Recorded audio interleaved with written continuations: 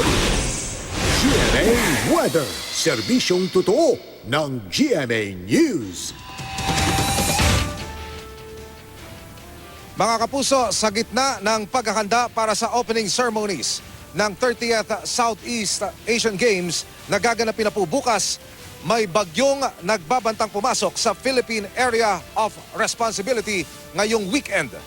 Yan ang bagyong may international name na Kamuri, na kapag pumasok na po sa Philippine Area of Responsibility ay tatawaging Tisoy. Narito ang News TV Quick Response Team sa bayan po ng Plaridel, lalawigan ng Quezon.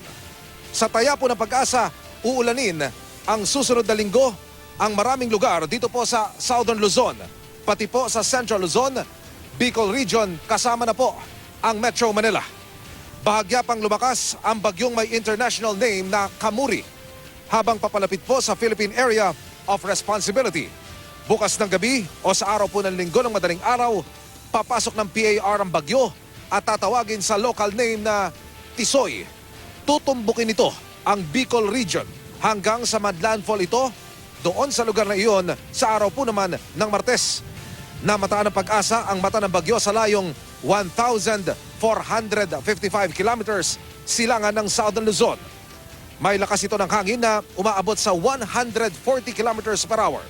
Sa rainfall forecast ng Metro Weather, malaking bahagi ng bansa magkakaroon ng maayos na panahon bukas, pero pagsapit po ng linggo ng hapon, posible ng ulanin ang Bicol Region at Eastern Visayas dahil po sa papalapit na bagyo.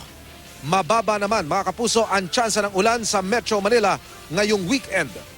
Bunsod naman ang amihan magiging maalon ng mga dagat sakop po ng Ilocos Region, Cagayan Valley, Aurora, Quezon, Camarines Norte, hilagang baybayin ng Camarines Sur, Catanduanes, silangang baybayin ng Albay, Sorsogon at hilagang baybayin ng Northern at Eastern Samar. Pinapayuhan ang maliliit na sasakyang pandagat na huwag munang pumalaot.